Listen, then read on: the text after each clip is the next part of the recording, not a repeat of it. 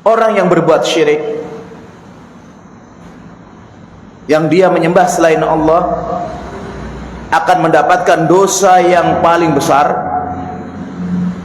Dia tersesat dengan kesesatan yang jauh, dan Allah Subhanahu wa ta'ala tidak mengampuni orang yang meninggal dunia dalam kondisi dia masih musyrik.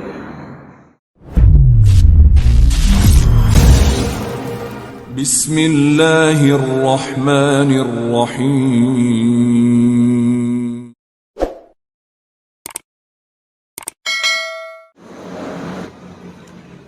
Innal hamdalillah nahmaduhu wa nasta'inuhu wa nastaghfiruh wa na'udzu billahi min shururi anfusina wa min sayyiati a'malina.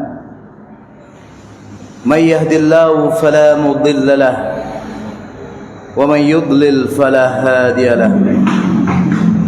Asyhadu an la ilaha illallah wahdahu la syarika lahu wa asyhadu anna Muhammadan abduhu wa rasuluh la nabiyya ba'dah. Qala Allah tabaraka wa ta'ala fi al-kitab al-karim, ya ayyuhalladzina amanu taqullaha haqqa tuqatih wa la tamutunna illa wa antum muslimun. Wa qala ya ayyuhan nasu taqu rabbakumul ladzi khalaqakum min nafsin wahidah wa khalaqa minha zawjaha wa batha minhuma rijalan katsiran wa nisaa wattaqullaha alladzi tasaaluna bihi wal arham innallaha kana 'alaikum raqiba. Ya ayyuhalladzina amanu taqullaha wa qulu qawlan sadida yuslih lakum a'malakum wa yaghfir lakum dhunubakum wa man yuti'illaha wa rasulahu faqad faza fawzan 'azima. Amma ba'du, fa inna astaqal hadithi kitabullah wa khairal hadi hadi Muhammadin sallallahu alaihi wasallam wa syarrul umuri muhdatsatuha wa kullu muhdatsatin bid'ah wa kullu bid'atin dhalalah wa kullu dhalalatin finnar. Ma'asyiral muslimin wal muslimat, jamaah salat maghrib dan salat isya insyaallah rahimani wa rahimakumullah. Alhamdulillah, kita bersyukur pada Allah Subhanahu wa ta'ala atas nikmat yang Allah berikan kepada kita, sehingga kita dimudahkan oleh Allah Subhanahu wa ta'ala mengisi hari-hari kita dengan amal-amal saleh, mengisi hari-hari kita dengan amal-amalan yang bermanfaat, yang semua itu tidak Allah berikan karunia kepadanya, karena manusia yang Allah ciptakan berbagai macam bentuknya, dan manusia di akhir zaman semacam ini lebih banyak fokus terhadap masalah-masalah dunia, lebih tersibukkan dengan hal-hal yang sementara, dan mereka lalai terhadap hal-hal yang kekal abadi. Oleh karena itu, mensyukuri nikmat Allah, bisa beramal soleh, bisa istiqamah menuntut ilmu adalah keharusan bagi setiap muslim dan muslimah, dan ini merupakan kenikmatan yang luar biasa. Karena menuntut ilmu yang kita lakukan semacam ini adalah salah satu cara, jalan termudah untuk menggapai surganya Allah Subhanahu wa ta'ala. Sebagaimana Rasulullah sallallahu alaihi wasallam katakan, man salaka tariqan yaltamisu fi ilman sahhalallahu lahu bihi tariqan ilal jannah. Barang siapa yang berjalan menempuh suatu ilmu, maka Allah Subhanahu wa ta'ala mudahkan baginya jalan menuju surga. Dan ini termasuk jalan termudah. Dulu Abdullah bin Mas'ud pernah mengatakan, kita ini hidup di zamannya Nabi, yang amal lebih dibutuhkan daripada ilmu, karena ilmu itu murni, bersumber dari Rasulullah SAW langsung. Sedangkan nanti di akhir zaman ada orang-orang yang membutuhkan ilmu daripada beramal, seperti kita ini, karena banyak beramal tanpa dasar ilmu. Oleh karena itu Al-Imam Al-Bukhari dalam kitabnya menulis bab al-ilmu qabla al-qaul wal amal. Bab berilmu dulu sebelum berbicara dan beramal. Kedua kalinya salawat dan salam semoga tercurahkan kepada baginda kita yang mulia Nabi Muhammad sallallahu alaihi wasallam, kepada keluarga beliau, sahabat-sahabat beliau dan seluruh kaum muslimin yang istiqamah mengikuti beliau dengan baik sampai hari kiamat. Jamaah sekalian, Allah Subhanahu wa taala di beberapa ayat, bahkan para ulama menyebutkan dari awal Al-Quran sampai akhir Al-Quran itu berbicara yang paling besar mu'dhamu adalah at-tauhid, mengesahkan kepada Allah Subhanahu wa taala dan menjauhkan atau mengingkari perbuatan syirik. Kata-kata syirik Allah Subhanahu wa taala sebutkan di dalam Al-Quran lebih dari 140 kali. Dan ini menunjukkan tentang bahayanya segala sesuatu yang sering diulang, baik itu perintah atau larangan, berarti itu adalah hal yang sangat penting. Seperti tauhid, Allah Subhanahu wa taala banyak dalam ayatnya memerintahkan kita untuk bertauhid kepada Allah. Wa ma umiru illa liya'budullaha mukhlishina lahuddin, ala lillahi dinul khalis, dan banyak-banyak ayat seperti itu. Dalam ayat yang lain Allah mengatakan wala tusyriku bi syai'a, wala tusyrik. Ini menunjukkan tentang bahayanya syirik.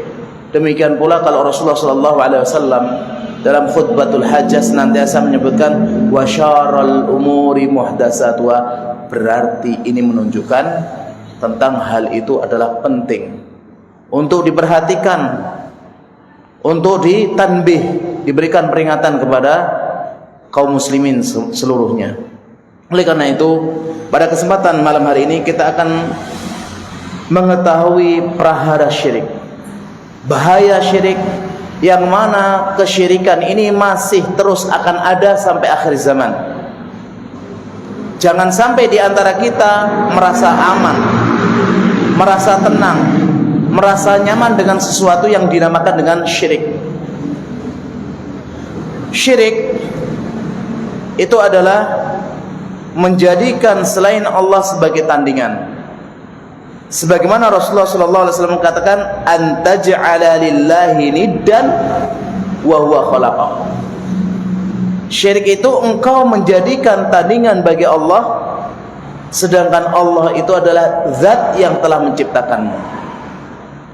Dan banyak kaum muslimin terkadang bingung akan membedakan mana itu syirik, mana itu kufur. Maka para ulama menjelaskan syirik di dalam Islam ini termasuk dosa besar dan pelakunya disebut musyrik. Sedangkan kufur di dalam Islam ini pendustaan dan pelakunya disebut kafir. Dan sebagian ulama menyebutkan kesyirikan dan kekafiran itu bimakna wahid, artinya satu. Namun ada juga yang menjelaskan syirik itu adalah beribadah kepada patung, beribadah kepada berhala, beribadah kepada bintang, beribadah kepada makhluk-makhluk yang lain, dan mengetahui bahwasanya Tuhan mereka adalah Allah. Ini namanya syirik.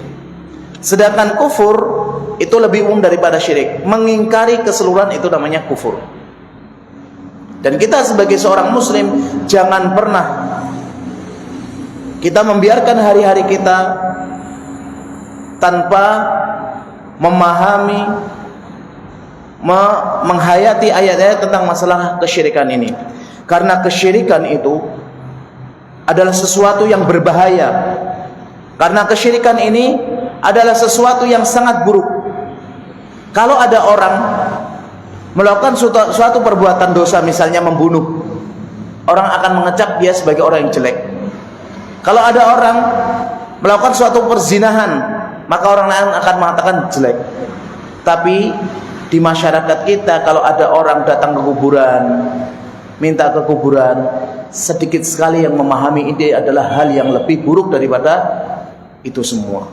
Maka dosa di dalam Islam itu bertingkat-tingkat.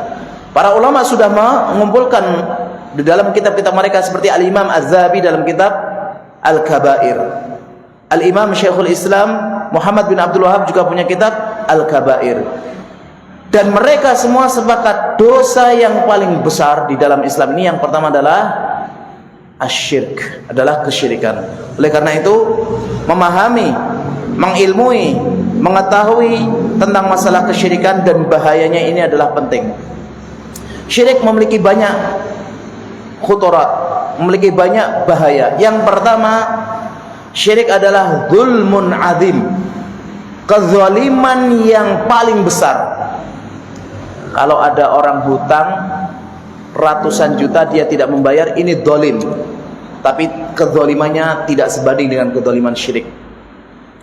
Kalau ada orang yang dia suka berzina dan membunuh, ini adalah kezaliman, tapi kezalimannya tidak sebanding dengan kezaliman kesyirikan. Kalau ada orang yang suka mengganggu saudaranya, ini adalah kezaliman, namun kezalimannya tidak sebanding dengan kezaliman kesyirikan. Karena apa? Karena Allah Subhanahu wa taala menyebutkan dalam surat Luqman ayat 13, "Inna syirka la zulmun azim." Perhatikan, Allah menggunakan inna, sesungguhnya. Kemudian Allah menggunakan lamu taukid, inna syirka la zulmun. Kemudian Allah kasih na'at, azim. Sesungguhnya kesyirikan adalah kezaliman yang paling besar. Kenapa? Karena kalau manusia berbuat dosa dengan manusia, ini mereka sejajar. Adapun manusia yang dia diciptakan oleh Allah, diberi rizki oleh Allah, dipelihara oleh Allah, disiapkan surga dan neraka oleh Allah, tapi dia menjadikan selain Allah itu sebagai sesembahan, sebagai tandingan, maka syirik adalah la zulmun azim, kezaliman yang paling besar. Dan ini masih sedikit di antara kaum muslimin yang memahami benar. Maka tidak heran praktek-praktek kesyirikan, perdukunan, kemudian katakan sebagai paranormal, ini masih terus ada. Bahkan kita di lingkungan kita masih ada orang yang mencari tabaruk terhadap hewan-hewan, masih ada merasa sial dengan sesuatu, dan ini semua adalah bentuk kesyirikan. Kemudian yang kedua, bahwasanya bahaya syirik ini adalah menjadikan manusia tersesat dari jalan Allah Subhanahu wa taala. Kalau kita berjalan di suatu kota yang di situ gang-gangnya mirip, kita tersesat mungkin cuma beberapa waktu dan kita akan menemukan jalan. Demikian juga di hutan. Namun kalau dalam kesesatan itu adalah masalah beribadah kepada selain Allah, maka ini kesesatannya yang akan menghantarkan dia ke dalam jurang api neraka. Maka Allah Subhanahu wa taala di dalam surat Al-Ahqaf ayat ke-5 mengatakan, "Wa man adallu mimman yad'u min dunillah ma la yastajibu lahu ila yaumil qiyamah." Dan siapakah yang lebih sesat daripada orang yang menyeru selain Allah, yang dia tidak bisa mengabulkan doa sampai hari kiamat. Wahum an du'aihim ghafilun, dan mereka terhadap doa-doa permintaan mereka itu mereka lalai. Ini banyak sebagian kaum muslimin ya masih melakukan hal semacam ini, dan ini masih banyak dilakukan oleh orang-orang yang mencintai dengan kuburan. Dia datang ke kuburan, mendoakan penghuni kubur, dan tidak sedikit di antara mereka yang meminta kepada penghuni kubur. Padahal di dalam ayat jelas ya Allah mengatakan, "In tad'uuhum", kalau kalian meminta kepada mereka penghuni kubur, la yasma'u du'aakum, tidak akan pernah mendengar doa-doa kalian. Jadi penghuni kubur kalau diminta nggak akan bisa mendengar. Walau sami'u, andaikan mereka ini mendengar penghuni kubur, mastajabu lakum, mereka tidak akan mampu mengabulkan doa yang kita minta. Wa yaumal qiyamati, dan nanti pada hari kiamat, yakfuruna bisyirkikum, akan mengingkari kesyirikan kalian. Apa? Meminta kepada selain Allah. Ini perbuatan syirik. Wala yunabbi'uka mithlul khabir, dan tidak ada yang menceritakan ini selain Allah yang maha menghabarkan. Masih ada orang yang masih meminta kepada selain Allah, kepada benda, kepada mayat, kepada pohon, kepada batu. Ini terus ada. Maka kita jangan merasa aman diri kita, jangan pernah merasa nyaman. Ya. Yang ketiga, termasuk dosa syirik yang ini harus kita waspadi. Ternyata syirik ini adalah menjadikan orang itu sebagai makhluk yang terburuk, syarrul bariyah, seburuk-buruk manusia. Kalau kita melihat ada orang cacat, mungkin kaki atau tangannya, mungkin seluruh badannya, dan tidak memiliki apa-apa, mungkin pandangan manusia itu adalah buruk. Tapi ini bukan buruk yang sebenarnya, karena kelahiran cacat seseorang itu bukan permintaan. Ini adalah ciptaan dari Allah, dan itu Allah katakan sebagai sempurna. Kalau dia sabar terhadap takdir Allah, pahala baginya. Kalau dia tidak sabar, maka murka Allah yang akan dia dapati. Sedangkan orang yang berbuat syirik, Allah katakan sebagai syarrul bariyah, manusia yang paling buruk. Bukan karena cacat fisiknya, bukan karena lemah akalnya, bukan karena tidak bisanya dia melakukan sesuatu hal, bukan, tapi karena memalingkan ibadah kepada selain Allah. Perhatikan di dalam surat Al-Bayyinah ayat yang ke-6.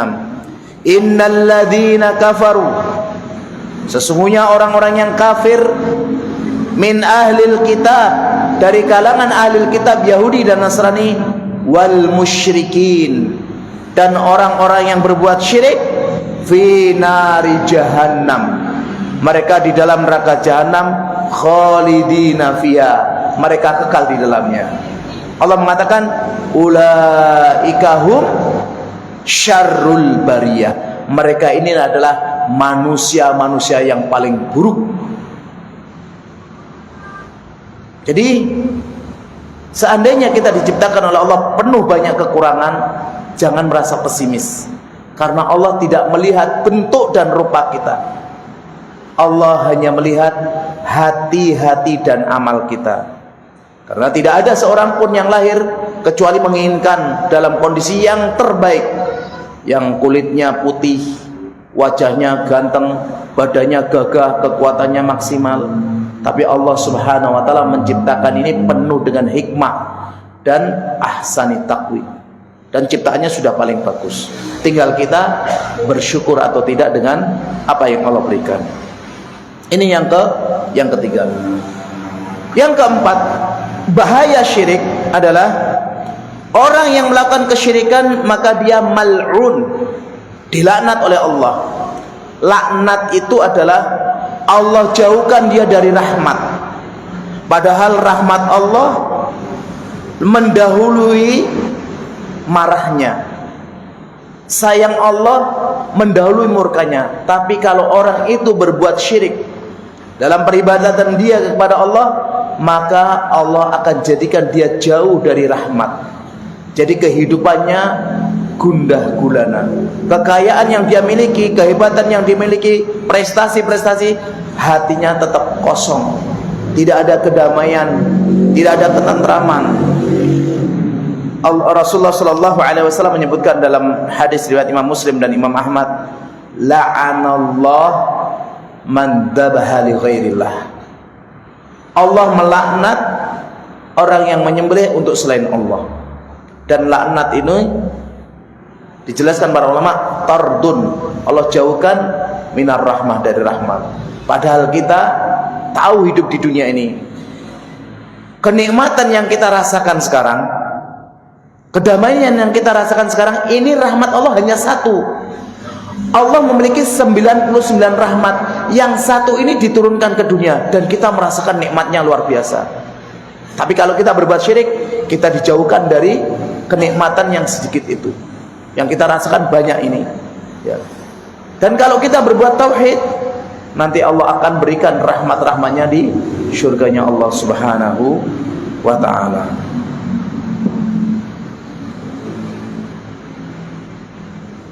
Yang kelima, orang yang berbuat syirik, yang dia menyembah selain Allah, akan mendapatkan dosa yang paling besar.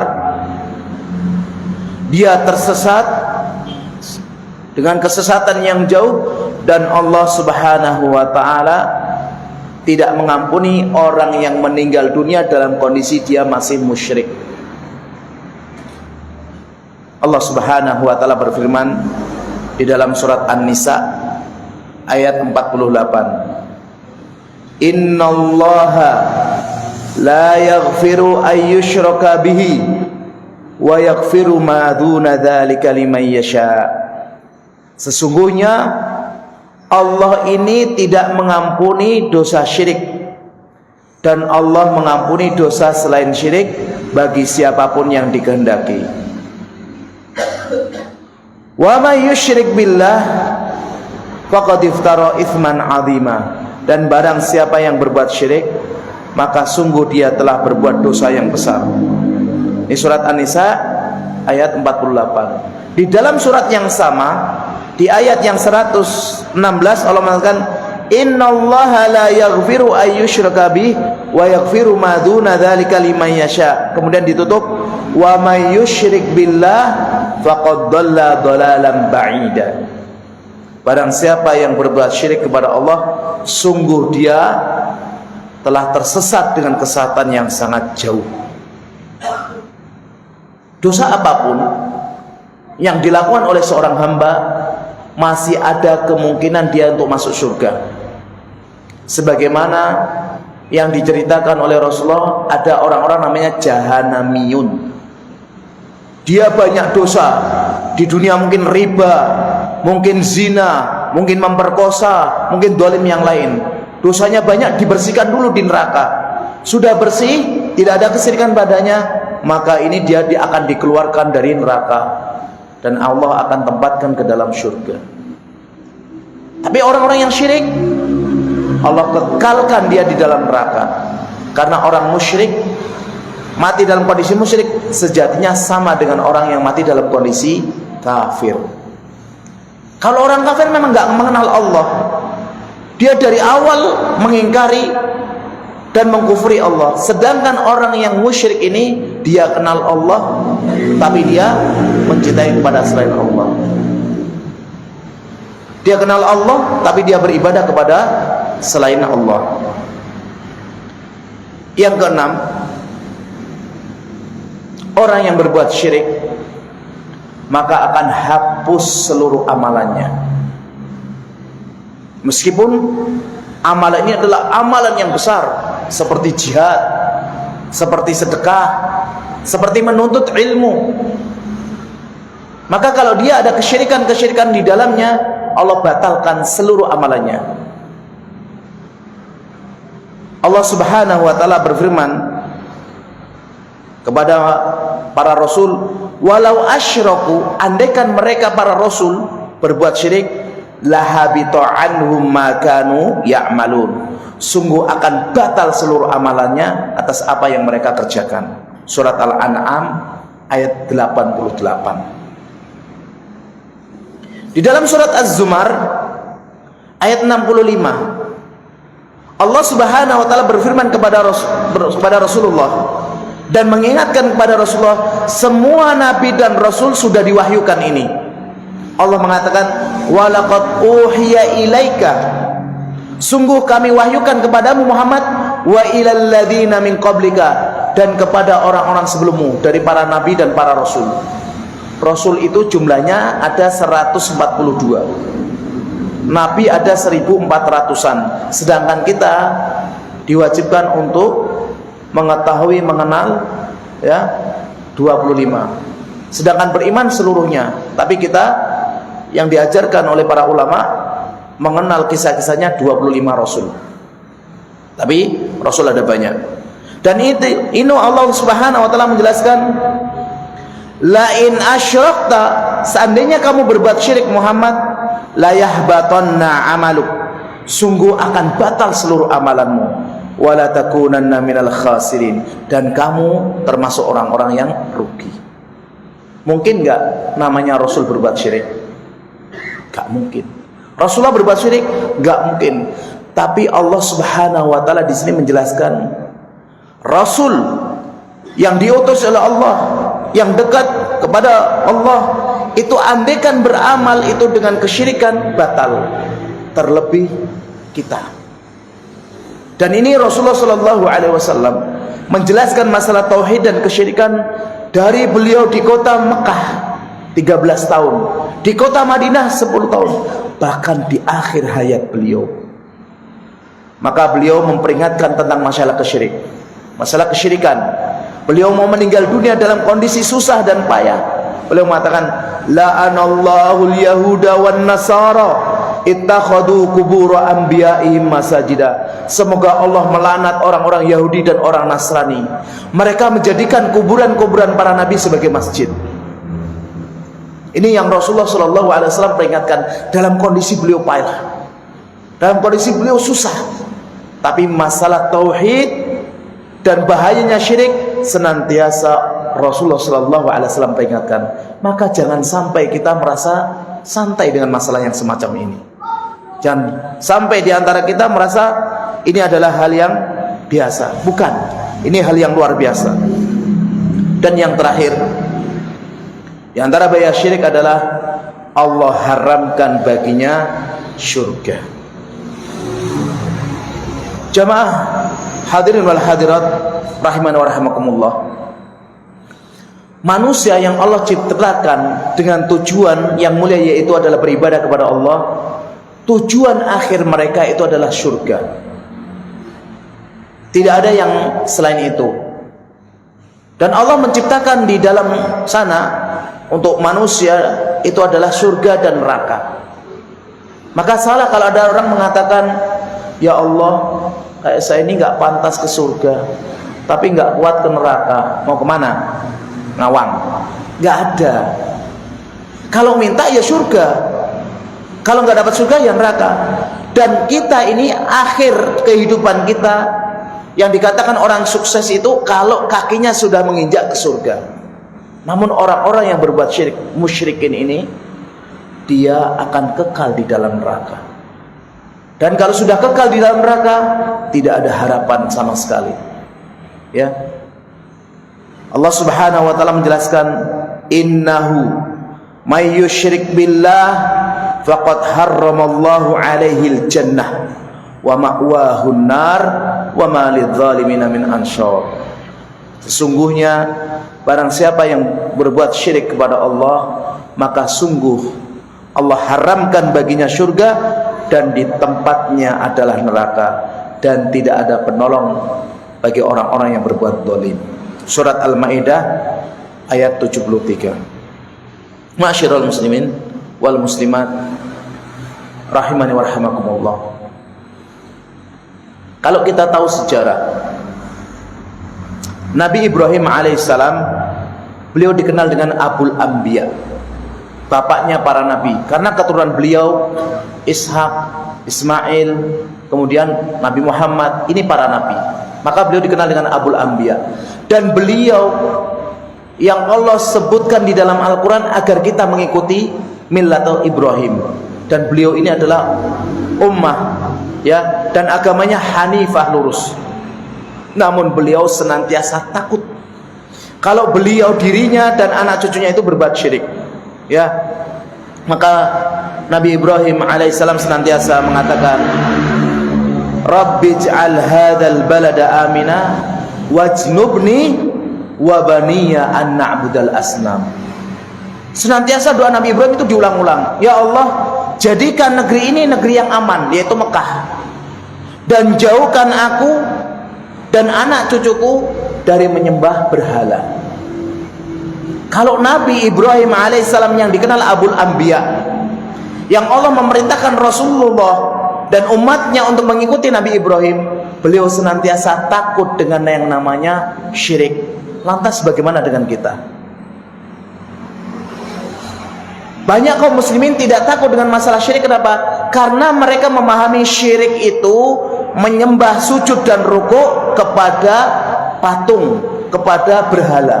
Dan hal itu semacam ini seakan-akan tidak ada di zaman ini.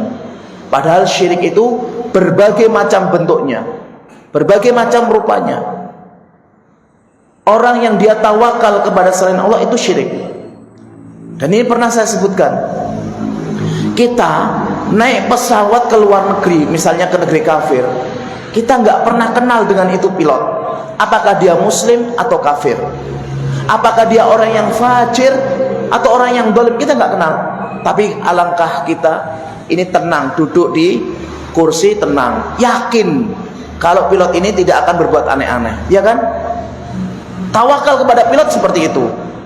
Tawakal kepada tukang cukur juga sama. Kita pergi ke suatu daerah, rambut kita gondrong, kemudian kita mau cukur. Yang tukang cukurnya misalnya gondrong, bertato, kemudian bersalib. Kita cukur santai aja, miring kanan, miring kiri, miring ini. Tapi kenapa dengan Allah sering kita tidak tawakal? Dan ini diantara bentuk-bentuk kesyirikan. Tawakal berlebihan kepada makhluk, sedangkan kepada Allah takut. Ini kalau saya nggak kerja makan apa? Saya yakin jenengan kalau nggak kerja sebulan makannya tetap nasi. Nggak mungkin ada yang ganti kerikil atau batu. Ada nggak? Nggak akan ada. Ya. Tapi kita masih tidak memahami hal semacam ini. Jamaah sekalian, syirik oleh para ulama dengan berdasarkan dalil-dalil Al-Quran dan hadis itu dibagi dua. Pertama syirik besar, yang kedua syirik kecil. Kalau syirik besar, maka kalau seorang melakukan hal ini dan dia mati dalam kondisi semacam ini, maka dia musyrik, kekal dalam neraka. Sedangkan syirik kecil ini dosa besar, namun pelakunya tidak keluar dari Islam. Dia senantiasa disebut muslim. Dan ini perlu dipahami. Syirik besar itu apa? Syirik besar itu berporos pada 4 hal. Yang pertama, doa kepada selain Allah, meminta kepada selain Allah. Ini yang pertama. Kalau ada orang meminta kepada benda, kepada mayat, kepada malaikat, kepada setan, dan yakin ini akan memberikan, maka ini syirik besar. Kalau dilakukan terus menerus dalam kondisi dia seperti ini, meninggal, maka dia orang musyrik, keluar dari Islam. Yang kedua,